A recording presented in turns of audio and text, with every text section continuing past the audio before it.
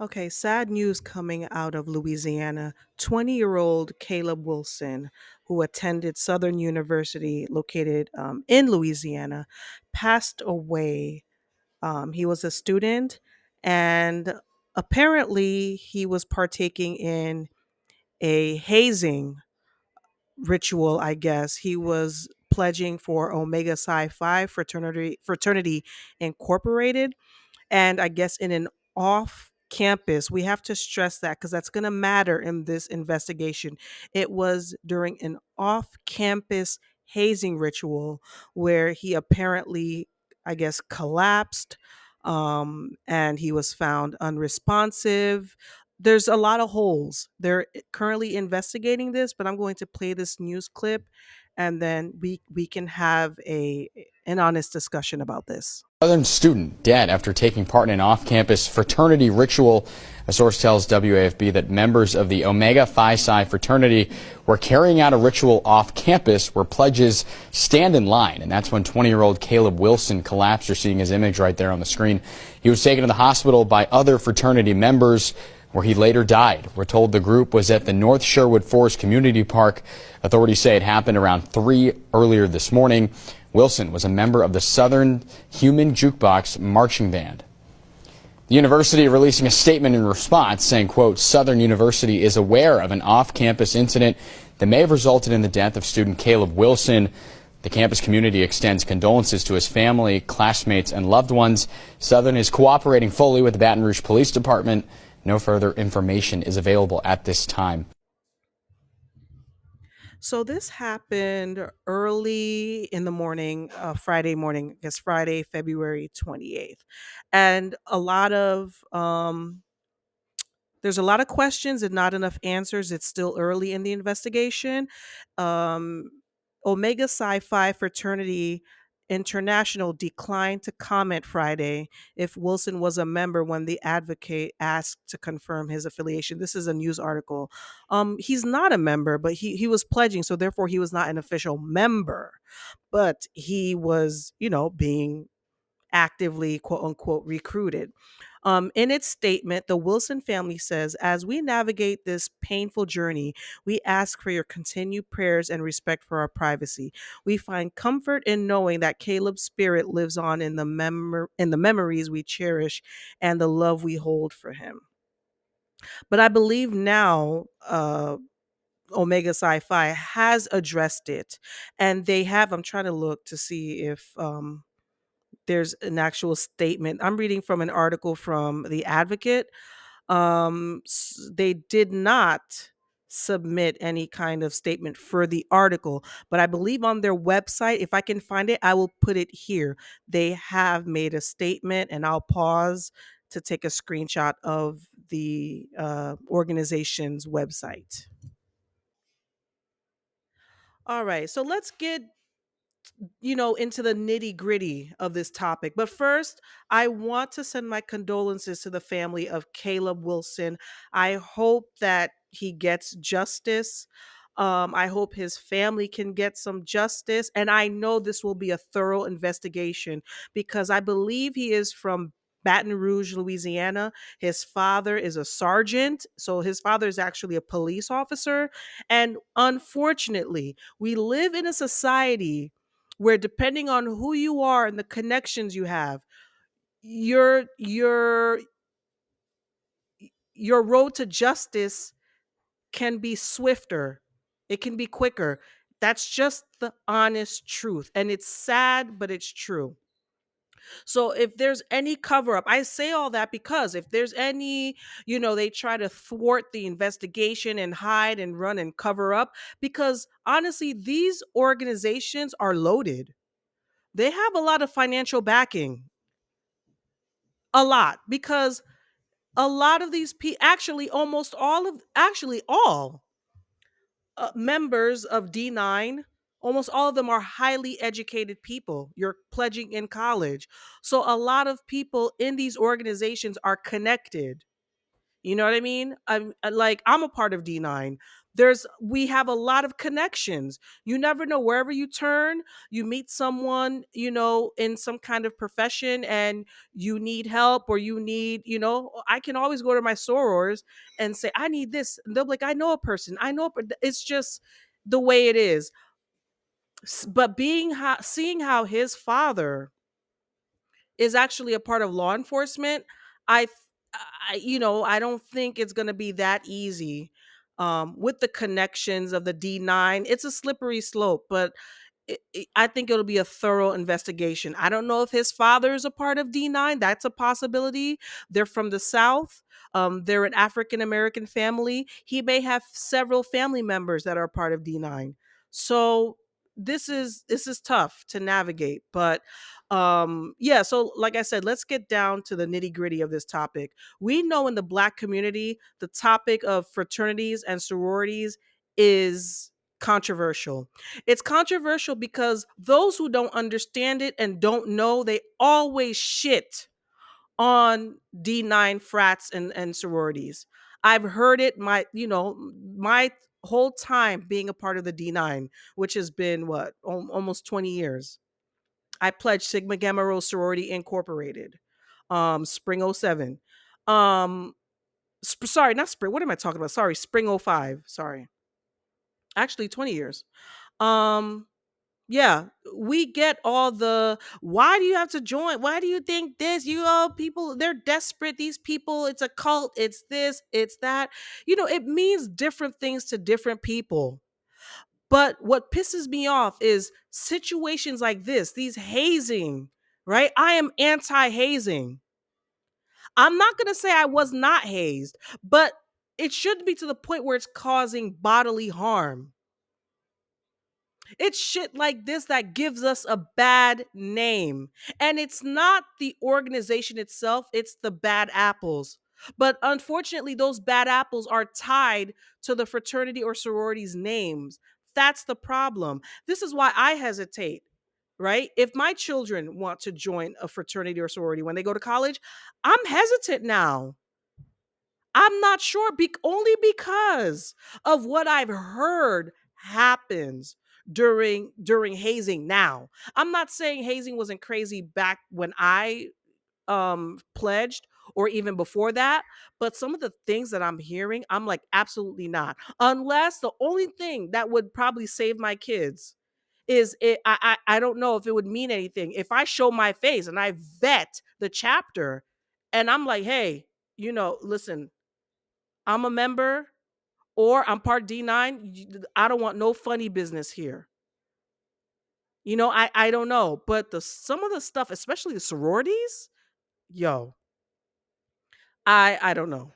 So imagine sending your child to college to be upwardly mobile in society, to get an education, and he does not die, in an accident, a car accident, gunshots on the streets, doing stupid shit, selling drugs. No, he dies at school. I couldn't imagine as a parent, because you think your child is safe on campus. But the thing is, when we're on campus, we're like mini adults on campus. It's like your parents are on there 24/7. Like when you're home, you literally can come and go as you please. You are, out there. You are adulting. It's like a mini. It's like a, what do you call it? I don't know what to describe it as. It's like an introduction to adulthood, basically. But you're just being supported from afar by your parents. Some of us. So this, I believe, just it makes us look bad as part of the D9 orgs. It adds to the criticism, when the whole premise of D9, right? The whole premise was the whites and Jim Crow South. We were dealing with a lot of racism and discrimination. They would not let us into their organizations. We needed a way to be upwardly mobile in the face of Jim Crow and join together in unity. That's the whole point. This is why I don't care what people say. I will always be proud to be a part of the D9 because of what it stood for. The only thing I kind of regret, which I didn't understand, is that I still am skeptical on, did I take like a freaking, like a, like the oath that we took? That's from a religious aspect, that's a whole other thing. That's the only thing I'm like, damn, am I going against God's teachings? But that's another story for another day. Right now, aside from the oath that we take that people criticize, now the hazing, it's making it look extra demonic. It does. So let's, can you guys put those back, please? Put it back. Yeah, but why? Come on. So now I'm gonna stick in some TikTok videos of people just using Caleb Wilson's death to further vilify D9 orgs. And this is not just in black fraternities and sororities. It happens in the white ones even worse. There is a case of actually a Haitian kid who died at Cornell University. I remember this because my mom was like, you see, because my mom did not understand the whole fraternity sorority thing. And a few years after I pledged, she was like, you see, look at this kid, he died. Oh, what do you guys do? What are you getting into? And it just, what do you say to that?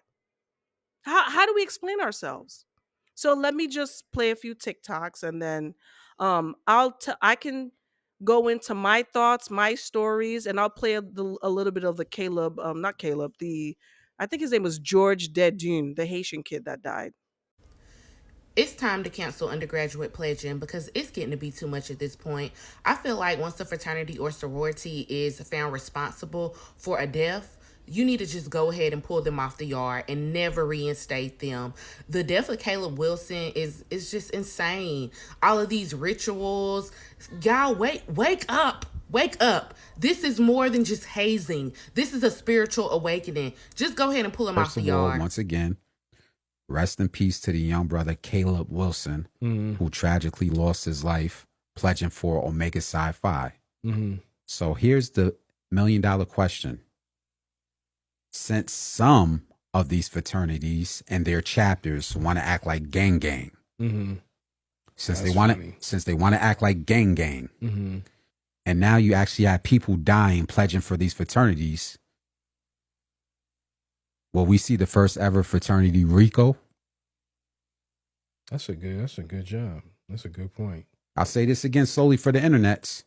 Since some of these fraternities and D9 organizations and sororities want to act like gang gang, and people are being abused, and there's actually rumors of sexual assault, Crazy. and some people are dying, will we see the first ever fraternity or sorority RICO that starts putting these organization chapters in jail? Because something has to happen if y'all don't want to tell the rituals, because it's a secret society, and the top level people, who's coming out of pocket for this chapter? Yeah. Because again, I understand there's chapters in each organization. Is this chapter going to get shut down? No. Like somebody died from a ritual.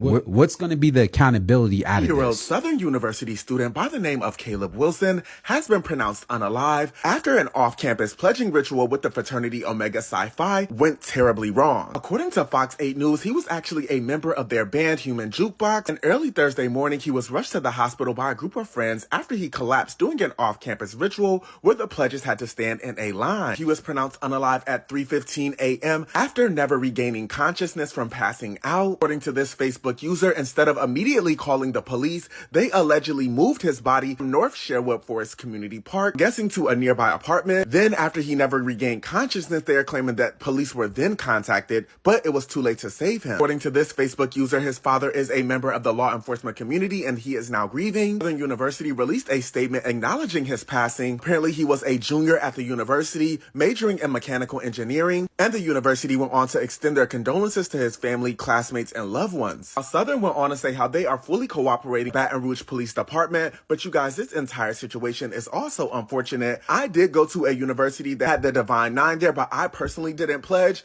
I'm curious to know what you guys think regarding this entire situation. I'm sure their fraternity is about to get shut down, and they are not about to have a chapter crossing this year. Let me know y'all thoughts in the comments. Hey, Pookie Pop. So, girl, I'm gonna say this, and I know the D9 gonna be mad and eat me up. Ho, you can't whip my ass. I don't give a fuck. Bitch, the shit y'all did to Caleb Wilson, a Southern University student that was pledging to be Omega Psi Phi, y'all need to be put underneath the prison. I don't give a damn about no hazing, about no hell night, about no rituals, none of that. That ain't no damn brotherhood. And quiet as a scale, boo, you can't pay me enough to get beat the fuck up to be in no brotherhood. Brotherhood my ass. Okay, how is it a brotherhood if I'm gonna be damn near dead by the time I join? Southern, y'all have a problem on y'all hands. Okay? This man's daddy was a high-ranking police officer. Boo, you can kiss Omega Psi Phi goodbye. That chapter, goodbye. Just like Bethune-Cookman, the Kappas did some gay ass shit. And they've been suspended since. And I don't know if they back yet. You can kiss it goodbye. And then, girl, I never understood paying fees to be in a brotherhood. And getting your ass whipped to be in a brotherhood, girl. I don't know, girl. It be giving slavery. I just never... I wanted to pledge until I did my research, and I was like, girl, Story about Caleb Wilson, the 20-year-old who recently passed away down in Louisiana, who attended Southern University, who was part of their Human Jukebox band. Sad. Completely unnecessary and avoidable. And one of the many reasons that Greek life is unsustainable. Black D9 Greek life will not be around for much longer. And this is one of the many reasons why. First of all, thoughts and prayers and condolences to the family of Caleb Wilson. He was off campus at 3 a.m, engaging in extracurricular activities with a particular organization. Then he was found non-responsive, brought to the hospital, where he later passed away. Southern University student has died, and police are working to see if a fraternity ritual might be to blame. The student, 20-year-old Caleb Wilson, reportedly collapsed at this Breck Park off of Sherwood Forest Boulevard. A source tells our team that it all happened during a fraternity ritual around 3 a.m. Wilson was taken to Baton Rouge General on Bluebonnet, where he was pronounced dead. An autopsy is being performed to determine the exact cause of death. Wilson was a member of Southern's Human Jukebox marching band. His father, now retired, was in the highest levels of law enforcement. His father also had ties and connections to the NFL team down there, the New Orleans Saints. They say they don't know what happened, but somebody knows. Somebody knows, and somebody's going to jail. Okay, y'all got my video taken down. We're going to do this shit again. Rest in peace to Caleb Wilson, who lost his life tragically this morning. Caleb was a member of the Human Jukebox at Southern University. He was also pledging Omega Psi Phi. Now, early Thursday morning, Caleb was performing a ritual where he had to stand with his back against a wall. Caleb lost consciousness and was rushed to the hospital by his friend. Unfortunately, Caleb did not make it. At the age of 20, he lost his life. Now, I'm going to say this. Caleb may have had an underlying medical issue that may have been triggered while he was doing this pledging ritual. But we're not going to sit here and pretend that people have not lost their lives pledging black fraternities and white fraternities. So how far does pledging go? And we're not going to play stupid. We all know when you go and you pledge a Divine Nine, you're going to be hazed in some way, form, or fashion. If you go to an HBCU band, you're going to be hazed in some form or fashion. Hell, I danced for an HBCU. I was hazed, but not to the point where I lost my life. Now, what I am going to say is Omega's going to have to answer to that boy's parents. They're also going to have to answer to the police and the school. How far does pledging go? And if Caleb happened to have an underlying issue that may have been triggered during that damn pledge ritual, it's still not going to make a difference. Omega Psi Phi is still going to be held responsible. And not just them. They're going to look at the whole Divine Nine. Y'all know when they look at y'all, they look at y'all as one. So once again, I am sorry for this young man losing his life. I hope and pray that the fraternity is not going to be held responsible, and maybe it was an underlying health issue. But if it wasn't, they need to start questioning these hazing rituals. How far is too fucking far? Okay, you see, I'm not talking out of my ass. You've seen a couple of these videos where, like I said, his father was a high-ranking member or retired member of law enforcement, number one. And now, I didn't even know this, his father has ties to the NFL. So this is not good news, because usually when you go against D9 orgs, there's a lot of hazing that happens. Make no mistake, a lot of hazing happens. It gets swept under the rugs. You best believe Alpha Phi Alpha, Kappa Alpha Psi, I'm gonna name them all. Phi Beta Sigma, Omega Psi Phi, Iota Phi Theta, right? Did I name all of the frats? Those are the black D9 frats. I don't think I missed any. Go over to the women's side. Alpha Kappa Alpha, Delta Sigma Theta, Sigma Gamma Rho, my org, Zeta Phi Beta. I'm not missing any. Yeah, that's 9 right there. They know. They know these hazing rituals are going on. There's assault all the time. Listen to me clearly. These people, these orgs have money. They get swept under the rug.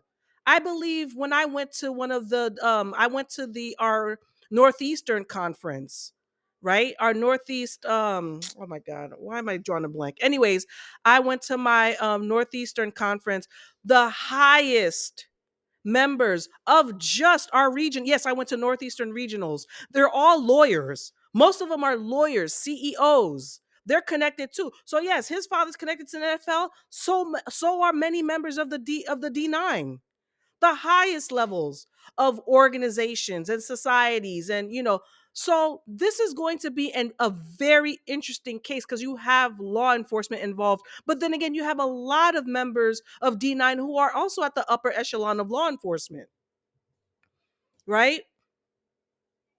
It's going to be very interesting, but it all gets swept under the rug. Now, was I hazed? To an extent, yes. I would never continue if they were whooping my ass. I would never continue if anybody laid their hands on me to cause bodily harm because I fight back. I draw the line. You're not going to sit there and try to fuck me up. I'm not that desperate to join your organization. Now, I do have a cousin who pledged. I won't say which one. All I know is he's been mum about it. We don't really talk about what happened. You don't really talk about what happens. All I know is he loves his frats, right? They're his boys. He loves them. But something happened during his hazing process that he's low-key traumatized. I won't say which one, but he's low-key. It's not Omega, but he's traumatized. I have another friend. I know a whole bunch of people and relatives who pledged. And I know another one who actually did tell me about certain things in his pledging process that I said, "Are you serious? Like, are you kidding me?" Like what he told me, I could not believe. And we don't talk about. I'm not going to come and say it on this, broadcast. But when I heard that, I don't know. I said, I don't know if I could allow my son to be a part of that. And usually and you know what's funny? This is in the Northeast of the United States where it's milder. And I couldn't believe what they did to my friend who pledged here in the Northeast tri-state area. I've heard Southern D9, the pledging is, I think, 100 times worse from what I've heard. It's way worse. So again, it's not a good look. They are not going to leave any stone unturned in this investigation. Um, I am D9 and I want to say I do not support hazing to the point where it causes bodily harm whatsoever. Now, a lot of parents too of D9ers, sorry, not a lot of parents who allow their children to pledge who are a part of D9, they see it as it's a rite of passage. A lot of these fathers and their sons go to pledge, they know that they are going to go to be hazed. That's why a lot of it gets swept under the rug. They understand it. But people who are not D9 and their child goes, to pledge. They just don't understand it. I think a lot of complaints come from that, and again, it all gets swept under the rug. That's why you it happened. This is not the only case. We're hearing about it because it resulted in death. But there's constant lawsuits. There's constant police reports. It goes away, you guys. It goes away. Charges get dropped because they want to cross, right? The burning sands, that's what it's called. When you're done and you finally pledge and you're initiated, you cross. That's what it's called. You crossed. The burning sands. See? That means you go through hell. I think there's a movie called Burning Sands. Um what else can I add to this? I I don't know. That I'm second guessing now, especially with this generation of young people. Unless they do a reform, right? And keep the pledging. I do believe there has to be some kind of initiation pledging process. But again, it can't you're not going to kill my child. Absolutely not. Absolutely like no. So a lot of times they just shut down they'll shut down the chapters, but the chapters come right back unless it's so severe. So let's go to talk to about George Dedune. George Dedune was an aspiring doctor, right? Haitian, who went to the prestigious Ivy League Cornell, and he partook in a pledging process, and I think they said he took several shots of alcohol or whatever, and he died basically from alcohol poisoning. The university tried to fight it, a black child up against a huge, you know private, PWI. And I think the mom ended up suing the university or the fraternity, I'm not sure, for $25 million. And I believe they lost the case or the case was settled. She was paid out a large sum of money. And the fraternity that chapter, I believe, was closed down for 10 years. 10 years. And it was a white fraternity. I was actually shocked. But again, Haitians don't fucking play that. Haitians do not play that. You're not gonna, no, absolutely not. Not my child.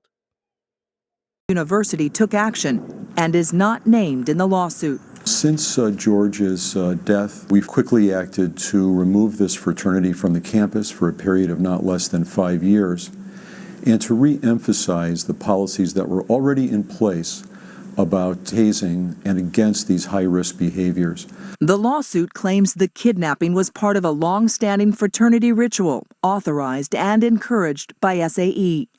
In a statement on its website, Sigma Alpha Epsilon's national headquarters says the fraternity, quote, maintains stringent policies and guidelines for its chapters and reaffirms its zero-tolerance policy for actions that do not comply with our regulations.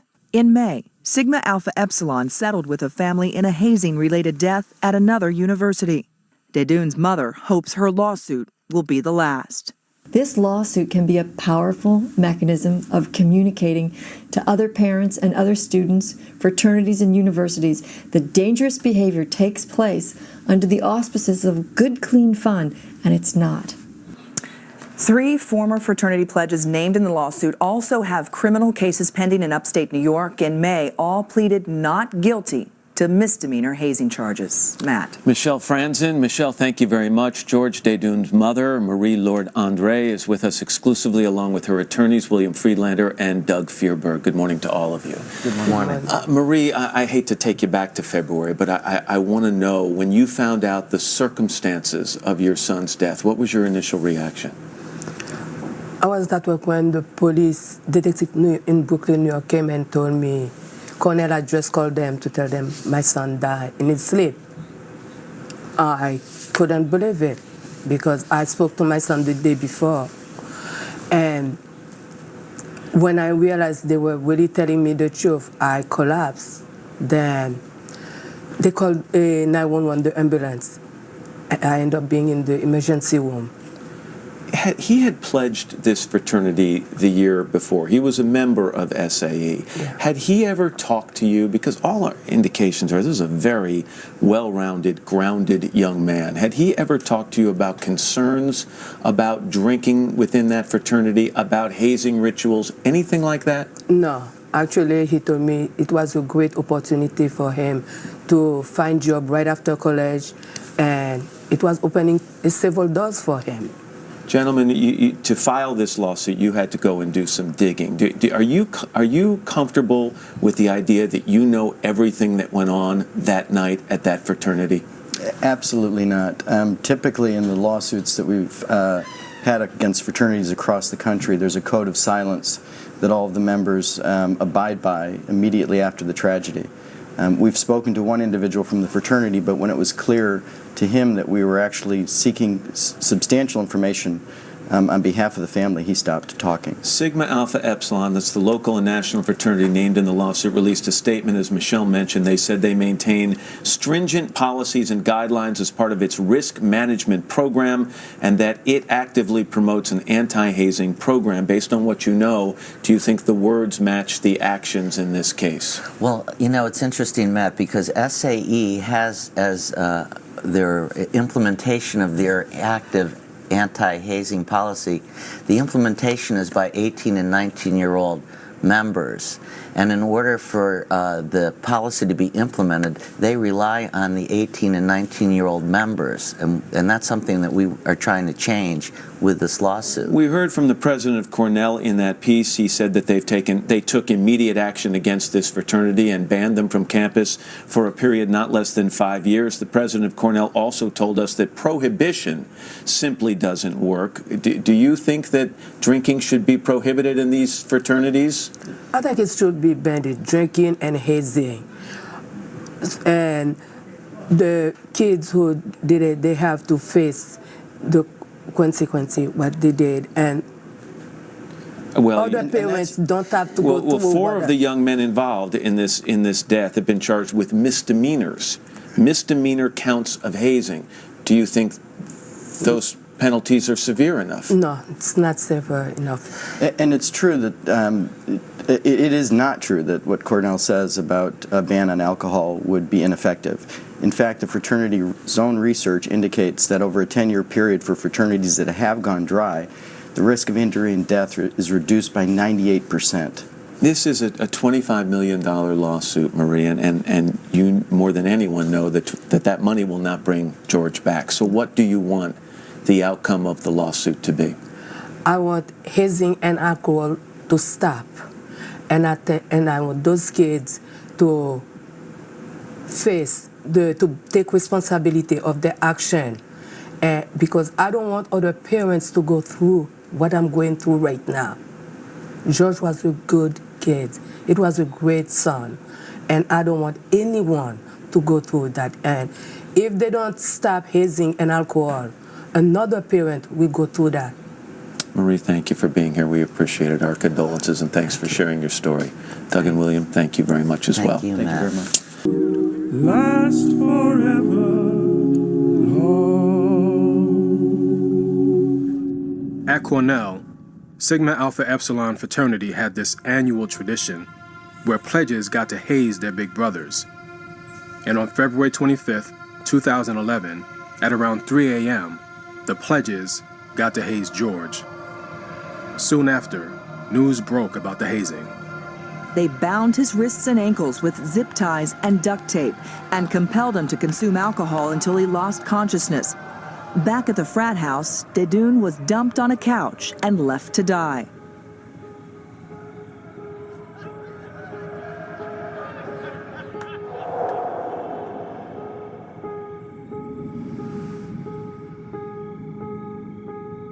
When you read what happened, like every time I close my eyes and I think what they did to George, and then I'm like, is this what gentlemen do?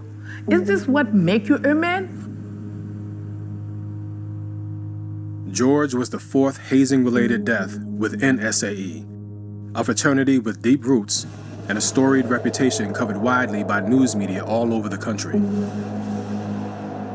Labeled the deadliest fraternity in the U.S., SAE has had multiple deaths from hazing and alcohol-related incidents. Sigma Alpha Epsilon, SAE, announced it closed down the local chapter.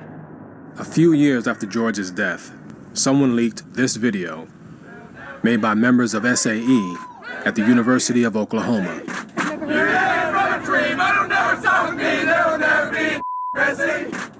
The video went viral. Now infamous SAE chapter at Oklahoma University. It made me wonder if SAE's reckless and blatant disregard for George's body may have been rooted in the fraternity's racism.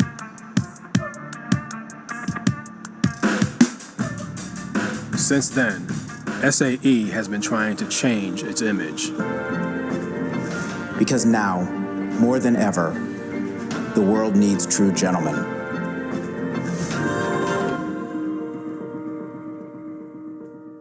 You want to be a gentleman? I have place for you. So, again, it's sad because a lot of people call, right, for this for hazing to stop. But in the culture of fraternities and sororities and D9, people want to go through the initiation process. People want to be hazed. You know why? Because it's sad, but here's the thing. There's two types of initiation. You can go through undergrad, which the people consider that's the real pledging, real initiation. Or you can be a graduate pledge. You can go through graduate chapter, which is basically what they call paper. Paper means you didn't go through any rituals, any initiation. And it's sad that it has to be that way. If you're a grad, like being a grad initiating or pledging, it's not really pledging, but joining a D9 organization through the grad chapter, it kind of takes away from the allure for some people. Like, I'll give you an example. Quad from Married to Medicine. She joined Delta Sigma Theta Sorority Incorporated, but she joined as a grad in the graduate chapter. That means you're not an undergrad, right? You're not going through rituals and all that. You're not doing any of the pledging. People called her paper. It's paper. You didn't cross the burning sand. Woke up and I said, oh, I want to be a part of something. Selena is a part of an organization and Rashawn is a part of an organization. I want to be a part of this, something. I don't care what it is. That wasn't my story.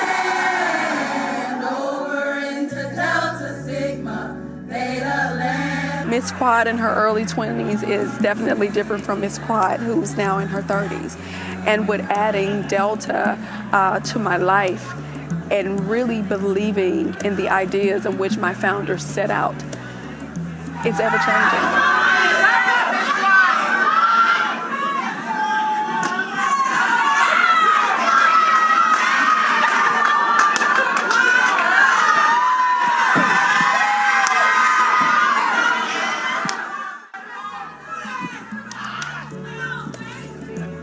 Selena, Rashawn, and Kiana, they're literally like my sisters. They really are. We have something special, and I'm very pleased to have had that to be afforded to me by Sister Circle. When I came down the aisle and I saw them, I was doing real good. I had a stiff lip and everything. I was like, this face, see that face? Well, it was a little bit stronger than that. But I was ready. I had it all going on. And then I looked over and I heard, Selena calling my name, Rashawn's calling my name, Kiana's calling my name. Kiana was in tears. I might cry. Okay, just hold it in. Don't cry!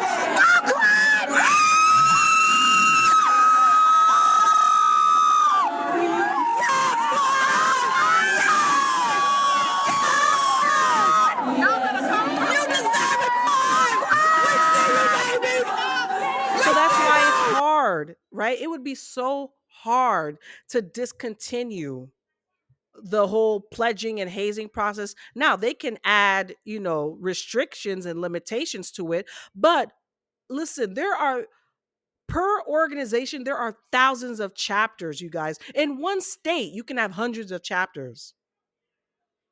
Literally hundreds all over the United States, some in the Caribbean, some overseas in different territories. Like, there's chapters everywhere. That's what people don't understand. It would be hard to to it would be hard to streamline the pledge practice.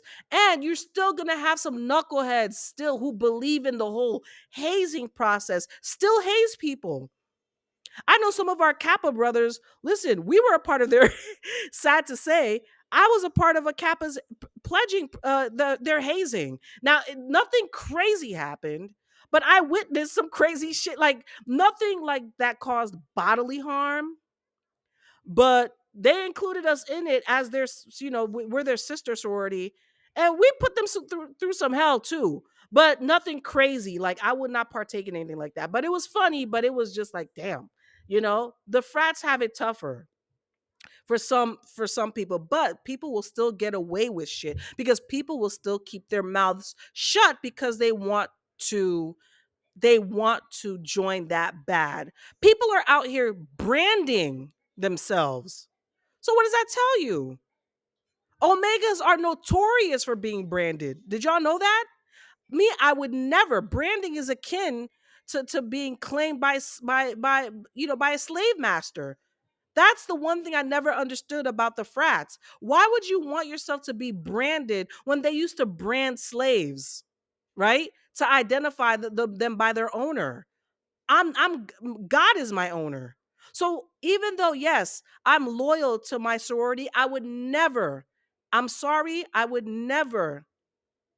allow myself to be branded with the Sigma Gamma Rho emblem. One of my sorors did get branded. I told a girl, you crazy, but if you like it, good for you. Omegas notoriously get branded. Slaves used to get branded. One popular brand was a fleur de lis. That's how you know they that's the French symbol. They used to get branded by the fleur de lis. They were of the French, under French slave masters. So absolutely not. But I'm telling you, they do some crazy stuff. People get tattoos. People get branded. People just, there's different degrees of members who are just so proud. Nothing wrong with being proud of your org. But I ain't taking it that far. I ain't that, We're not all the same. See, this is what I don't like. All of D9 is being painted with one broad stroke of a brush, that we're all desperate. We all wanted to join. We trying to pay. Yes, we pay dues, but like everything, you pay dues. Any membership that you do, pay dues. That's with everything in life, to keep it operating, right? To support the chapters, right? The the regional conferences. You have different regions, okay? And they do a lot of community service. Project Big Book Bag, that's one of ours. For ours, that's what I do. Project Wanamujimu. Those are the things I'm proud of with my organization. The other stuff, I don't, I'm not proud of that. So if my kids were to pledge, that's what I would want them to take part in. That's what I would want them to be a part of, that aspect, and to be proud. But all that branding stuff and especially all of the there's a lot of lewd and lascivious things that happen too. But that's with any org. That's with any org. Some of the white ones, they go hard. Listen, you talking about D9? Some of these white ones, they be doing some crazy, crazy shit. But, in the end, please don't vilify all of the D9. Not everyone supports this. Not everyone part of the D9 is down with this. But I will be honest, yes, a lot of the elders know what's happening. 95% of it gets swept up in the rug. And it's this constant sweeping, yes, that leads to deaths, unfortunate deaths, which I do not support, because that was someone's child. At the end, these are people's children. They're still children. I don't care how old they are. 18 to 21, they're still children. Oh, it hurts my heart. Ball scholarship. Going forward, Jordan just had this way of making you forget. From a young age, Jordan Hankins had a passion for helping others and a gift when it came to playing sports. She won a full ride to Northwestern University on a basketball scholarship. Going forward, I hope that we like keep the same energy. Her sophomore year, she told her parents, Felicia and Walter Hankins, she wanted to join a sorority as a way to serve others. Did hazing even cross your mind? When she first told me that she had an interest, I think most importantly, my concerns were that they were genuine in their mission. We know her as Revelation. Hankins' mom remembers watching the ceremony in which her daughter became an official member of Alpha Kappa Alpha. What was going through your mind as you're watching her? Pride, a sense of pride, a sense of relief, because the process was over. But just 7 weeks later, the 19-year-old took her own life in her dorm room. I couldn't reach her. So that was my concern. So then I just started trying to call continuously. No answer, no answer. And so, ultimately, she was found the next day.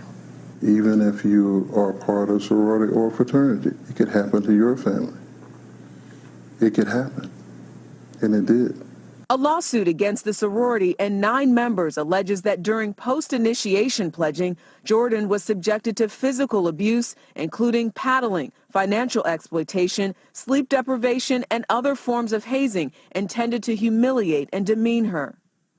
The court documents say the hazing was triggering her PTSD, causing severe anxiety and depression, and that she was having suicidal thoughts. According to the lawsuit, she expressed that to her sorority sisters. It's unclear what her PTSD stemmed from. Brandon Vaughn is the family's attorney. You believe that if the sorority hadn't hazed, Jordan Hankins would still be alive today? That is what's alleged in the lawsuit, yes. She sounded the alarm that the initiation practices that they were subjecting her to were causing harm, and they didn't do anything about it. She told sorority members, "I'm feeling suicidal." Did she ever express that to any family or friends? I'm not going to comment on that. It is a dirty secret in America that the problem is pervasive and extensive in sorority life, just as it is in fraternity life. Tom Klein represents the family of Timothy Piazza, the Penn State sophomore who died in 2017 after a hazing ritual involving heavy drinking. The unique challenge in the case, of course, for a lawyer is linking the suicide to the actual hazing, but it does not take a quantum leap of imagination to understand that a young person who is deprived, is subjected to physical hazing, turns on herself. So this is 8th grade. 2 years after their daughter's death, Felicia and Walter Hankins say it's the happy memories with Jordan that keep them strong and fighting for change. It's important that I speak out, whether it was the first day after she passed away or today, so that hopefully someone else won't suffer the same fate. But we are not all the same. Not at all. I would never allow this for my child. A lot of parents who are D9 members, yes, would allow hazing, but I think we all can agree not to this extent. Please let me know what you guys think. This is a touchy topic, especially for African Americans. Let's just remember what our founding members, what their goal was, what their vision was. That's what I stick to, the whole vision and the whole goal. And when I see other people who are members of the D9, who are members of my sorority, I'm like, wow, we have that same goal and vision in common. We are both educated, most of us highly educated people. We made it through. We support community service. We support each other. That's what it's about for me. Let me know what you guys think. Rest in peace to the young man.